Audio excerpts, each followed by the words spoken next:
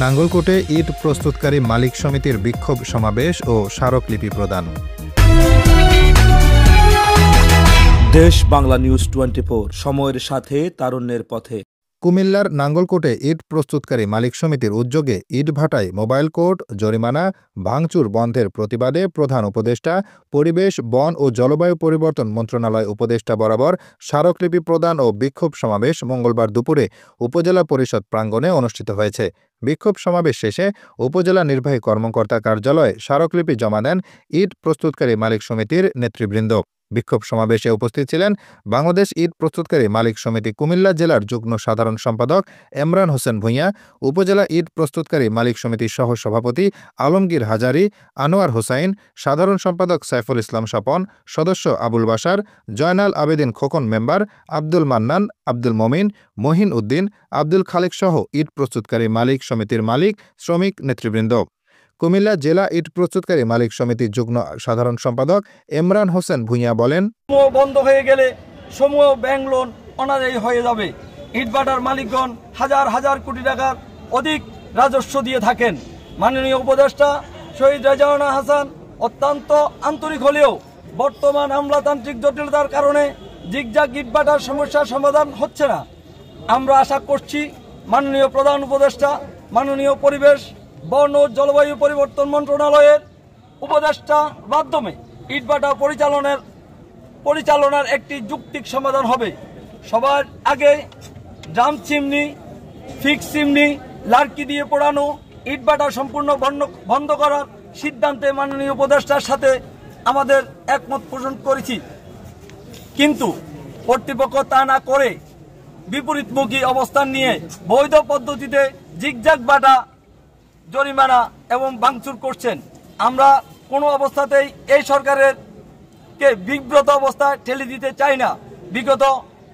বিগত সরকারের মদতপুষ্ট বসুন্ধরা, কনকর্ড সহ আধিপত্যবাসী প্রতিষ্ঠানসমূহ ইট শিল্পকে ধ্বংসের দিকে ঠেলে দিচ্ছে। বর্তমান সরকারের মুখোমুখি আমাদের দাঁড়া করানোর চেষ্টা করছে। জিগজাগ ইট ভাটা বন্ধ, প্রতিবাদ ইট প্রস্তুত ভাটা নিয়ন্ত্রণ আইন 2013, ইট প্রস্তুত ও ভাটা স্থাপন নিয়ন্ত্রণ সংশোধনী আইন 2019-এর বর্ণিত জিগজাগ ইট ভাটা ছাড়পত্র লাইসেন্স প্রাপ্তির জটিলতা নিরসনের জন্য বাংলাদেশ ইট প্রস্তুত মালিক সমিতি বক্তব্য এবং প্রস্তাব নিম্নে উল্লেখ করছি।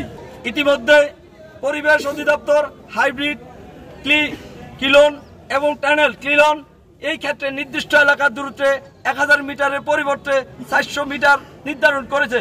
সুতরাং আমাদের জিগজাগ ভাটার জন্য উক্ত আইনের 8-3 ধারা সিদ্ধান্ত এলাকার দূরত্ব 400 মিটার, আইন 3-এর খ এ বনের দূরত্ব 700 মিটার করে লাইসেন্স ও ছাড়পত্র পাওয়া মন্ত্রণালয়ের কর্তৃক পরিপত্র জারির মাধ্যমে পরিচালনা করার সুযোগ প্রদানের আবেদন জানাচ্ছি।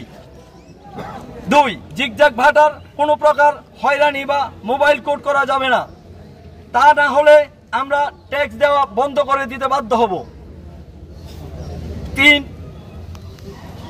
কোনো ইটভাটা বন্ধ করতে হলে সরকারিভাবে আর্থিক ক্ষতিপূরণ দিয়ে বন্ধ করতে হবে। 4, মাটি কাটার জন্য ডিসির প্রত্যয়ন নেওয়ার বিধান বাতিল করতে হবে।